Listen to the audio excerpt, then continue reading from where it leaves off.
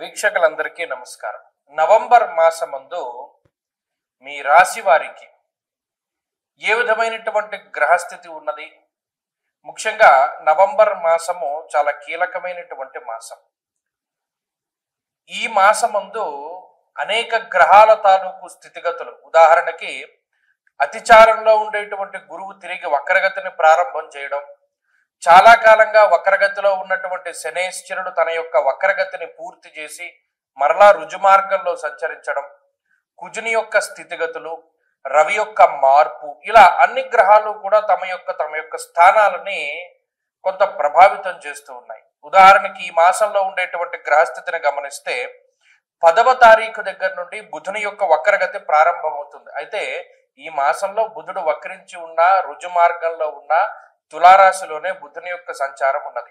అలాగే రాహుకేతువులు కుంభ సింహరాశులు ఎందే ఉన్నారు, గురువు కర్కాటక రాశి ఎందే ఉన్నారు, శనేశ్వరుడు మీనరాశి ఎందే ఉన్నారు. కాకపోతే శనేశ్వరుడు ఈ మాసంలో 28వ తారీఖు వరకు వక్రగతిలో ఉండి మాసం చివరిలో మాత్రం వక్రత్యాగం చేస్తారు, అంటే వక్రగతిని వదిలిపెట్టేస్తారు.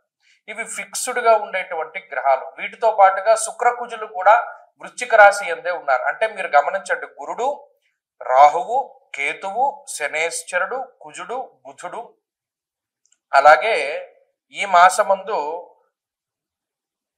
శుక్రుడు కూడా ఆల్మోస్ట్ స్థిరంగానే ఉన్నారు. మిగతా గ్రహాలు అంటే పర్టికులర్ గా రవి గ్రహం యొక్క స్థితిగతులను గనక మనం పరిశీలన చేస్తే 16వ తారీఖు వరకు తులారాశి యందు, 16వ తారీఖు తర్వాత వృశ్చిక రాశి యందు రవి యొక్క సంచారం అనేటువంటిది ఉంటుంది. కాబట్టి ఈ మార్పు ప్రభావితం చెందిస్తూ ఉంటుంది. గురుని యొక్క అతిచారము, శని యొక్క వక్రగతి ముగింపు, ఇవన్నీ కూడా తీవ్రమైనటువంటి ప్రభావాన్ని చూపించబోతూ ఉన్నాయి ఈ నవంబర్ మాసంలో. కాబట్టి ఇటువంటి గ్రహ సంచారాన్ని అనుసరించి మీ రాశి వారికి ఏ విధమైనటువంటి ఫలితాలు కలగబోతూ ఉన్నాయి అనేటువంటి విషయాన్ని చాలా క్లుప్తంగా ఈ వీడియోలో మనం తెలుసుకునేటువంటి ప్రయత్నం చేద్దాం. వృశ్చిక రాశి వారికి నవంబర్ మాసమందు ఉండేటువంటి గ్రహస్థితిని గమనిస్తే జన్మ రవి యొక్క స్థితి, జన్మ కుజుని యొక్క స్థితి, జన్మ బుధుడు శుక్రుని యొక్క స్థితి, అంటే జన్మ రాశి యందు ఎక్కువ గ్రహాల యొక్క సంచారం అనేటువంటిది ఈ రాశి వారిలో కనబడుతూ ఉన్నది. నవమ స్థానమందు గురుడు, ఇది ప్రధానమైనటువంటి విషయం. ఎన్ని గ్రహాలు ప్రతికూలంగా ఉండనివ్వండి, నిజానికి ఈ రాశి వాళ్ళకి ఈ నవంబర్ మాసంలో చంద్రుడు మినహాయించి మిగతా గ్రహమల్లా ప్రతికూలించేటువంటి గ్రహమే. పంచమంలో శనేశ్వరుడు కార్యహానిర్ మనస్తాప జ్ఞాతివ్యాజ్య కలాపహం, జన్మరాశి యందు రవి దేహార్తిచిత్త సంతాప, జన్మరాశి యందు కుజుడు జ్వరం ఖడ్గవరణం చైవ, అంటే ఎన్ని చూసుకున్నా అర్ధాష్టమ రాహువుతోటి మొదలుకొని ప్రతిదీ ఇబ్బంది పెట్టేటువంటి గ్రహమే. కానీ చూడండి, ఏదైనా ఒక ఊబిలో కూరుకుపోతూ ఉన్నటువంటి వాడికి ఒక చిన్న పుల్ల దొరికితే ఎంత ఆసరాగా అది పైకి లాక్కొస్తుందో, ఒక చెట్టు పుల్ల లాంటిది. అలాగే గురుగ్రహము ఇన్ని గ్రహాల తాలూకు ప్రతికూలతల్ని సైతం దాటించి ఒక మంచి శుభ ఫలితాన్ని ఇవ్వగలుగుతుంది. నేను అదే చాలాసార్లు ఎగ్జాంపుల్, కొంతమంది మన వీక్షకులు కూడా చెప్తూ ఉంటారు, ఒక ప్రవాహంలో ఈగ కొట్టుకుపోతూ ఉందనుకోండి, దానికి ఒక చిన్న ఆకు దొరికితే ఆకు మీద నుంచుని ఆసరా చూసుకుని వేరే చోటుకి వెళ్ళడానికి అవకాశం ఉంటుంది. అటువంటిది ఈ గురుని యొక్క స్థితి. 9వ స్థానమందు గురుడు అర్ధంచ స్వకులాచార అనేటువంటి శాస్త్రవచనం ప్రకారం కులాచారాలను చేయడంలో అవకాశాన్ని ఇస్తాడు, దేవతారాధన చేసేలా చేస్తారు, పుణ్యనది స్నానాన్ని చేసేలా చేస్తారు, అలాగే మంచి కర్మలు చేయగలుగుతారు, ఆ కర్మల యొక్క ఫలితాన్ని అనుభవించేలా చేస్తారు. చాలా కాలంగా మేము పూజలు చేసామండి, వ్రతాలు చేసామండి, హోమాలు చేసాం, మాకేం ఫలితం రాలేదంటారే, అటువంటి ఫలితాలన్నీ ఈ గురువు 9వ స్థానంలో ఉంటే వస్తాయి. దైవ బలం అనేటువంటిది పెరుగుతుంది, గురుని యొక్క దృష్టి పడుతుంది వృశ్చిక రాశి మీద, చాలా గొప్ప విషయం. కాబట్టి ఈ గురుని యొక్క స్థితి చాలు నవంబర్ మాసంలో ఈ వృశ్చిక రాశి వారిని కాపాడడానికి. మిగతా గ్రహాలు మనం ఎన్ని చెప్పుకున్నా అవన్నీ ప్రతికూలమే. కాబట్టి గురుడి యొక్క బలం ఉన్నది, తత్ఫలితంగా ఆర్థికాభివృద్ధి ఉంటుంది. ఎక్కడా కూడా ధనాన్ని నష్టపోయేటువంటి పరిస్థితులు ఉండవు. ఏదైనా ₹1 ఖర్చు పెడితే శుభమూలకంగానే అది ఖర్చు అవుతూ ఉంటుంది. అలాగే ఎవరు పరిచయం అయినా సరే వారు మీ నుండి ఏదో ఆశించేటువంటి వారు కాక నిజమైనటువంటి మిత్రులే మీకు పరిచయం అవుతూ ఉంటారు. అలాగే ఆర్థికాభివృద్ధికి, ఉద్యోగాభివృద్ధికి అవకాశం ఉంటుంది. దేశాంతరవాసం చేసేటువంటి వారికి కూడా మంచి అవకాశాలు వస్తాయి. కాబట్టి వృశ్చిక రాశికి ఈ నవంబర్ మాసం మంచి మాసమే. ఒక గురుడు అనుకూలంగా ఉన్నారు, మరి మిగతా గ్రహాలన్నీ వదిలేసినట్టేనా అంటే కాదు, వాటి వల్ల కూడా చిన్న ఇబ్బందులు వస్తాయి. వచ్చినా కూడా వాటిని అధిగమించగలరు. ఉదాహరణకి రవికుజులు జన్మరాశి యందు ఉండి ఏ నీరసాన్నో తీసుకొచ్చారనుకోండి, ఒక గంట సేపు ఉంటుంది, తర్వాత మరలా మీ పని మీరు చేసుకోగలుగుతారు. ఆ రకమైనటువంటి వాతావరణం ఈ గ్రహస్థితి వల్ల ఏర్పడుతుంది. కాబట్టి అన్ని విధాలుగా కూడా నవంబర్ మాసం బాగుంది. మరిన్ని మంచి ఫలితాల కోసమై సుబ్రహ్మణ్యేశ్వర స్వామి వారి యొక్క ఆరాధన చేస్తూ ఉండడం చెప్పదగినటువంటి సూచన. ఎక్కువ సుబ్రహ్మణ్య ఆరాధన చెయ్యండి, మంచి ఫలితాలు సంప్రాప్తమవుతాయి.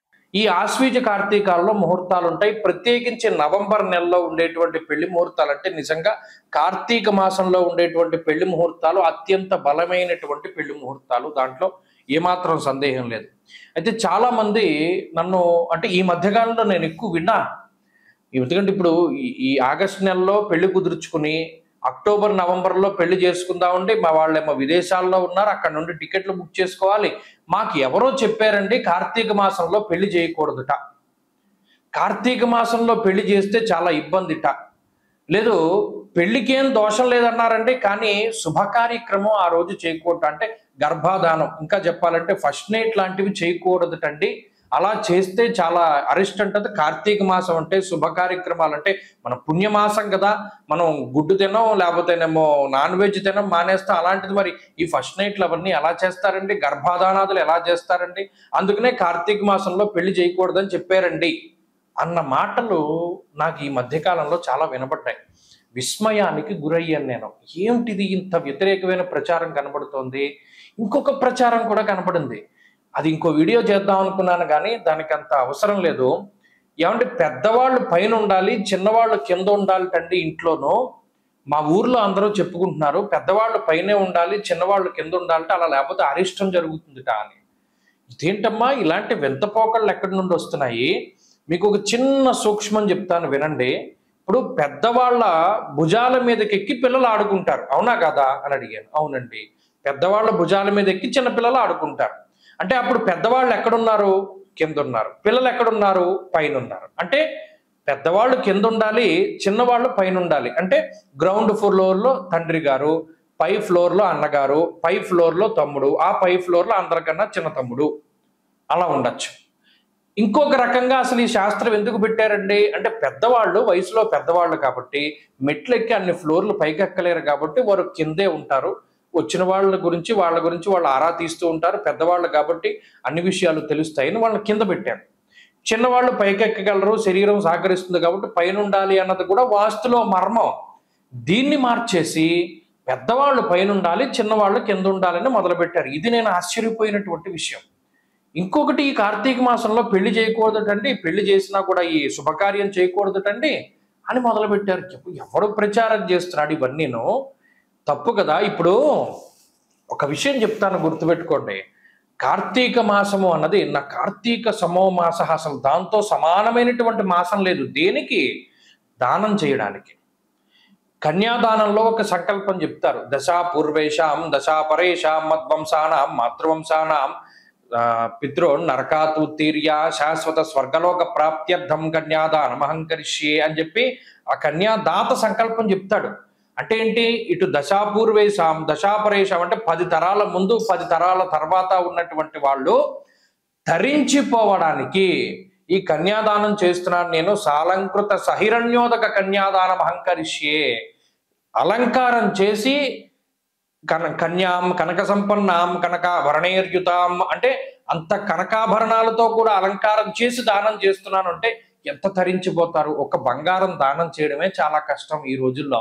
అలాంటిది అన్ని కాసుల బంగారము, అంతకన్నా విలువైనటువంటి అమ్మాయిని దానం చేస్తే కలియుగంలో, అందులోనూ కార్తీక మాసంలో ఈ 21 తరాల వాళ్ళు ఎంత తరించిపోతారు.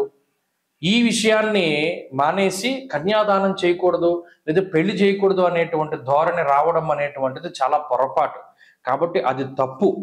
పెద్దవాళ్ళు పైన ఉండాలి అన్నది తప్పు. ఈ రెండిటిని కూడా మార్చుకోండి. పెద్దవాళ్ళు కింద ఉండాలి, చిన్నవాళ్ళు పైన ఉండాలి. కన్యాదానం చేస్తే, కార్తీకంలో చేస్తే 21 తరాల వాళ్ళు తరించిపోతారు. కాబట్టి కార్తీక మాసంలో నిరభ్యంతరంగా వివాహాదులు చేసుకోవచ్చును. దానికి ధర్మపరమైనటువంటి కామానికి ఏ విధమైనటువంటి లోపము లేదు, ఏ విధమైనటువంటి దోషము ఉండదు.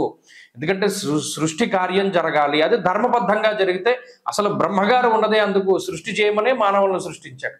కాబట్టి చక్కగా వివాహాదులు అవి చేసుకోవచ్చును, ఏ విధమైనటువంటి లోపము లేదు. స్వస్తి.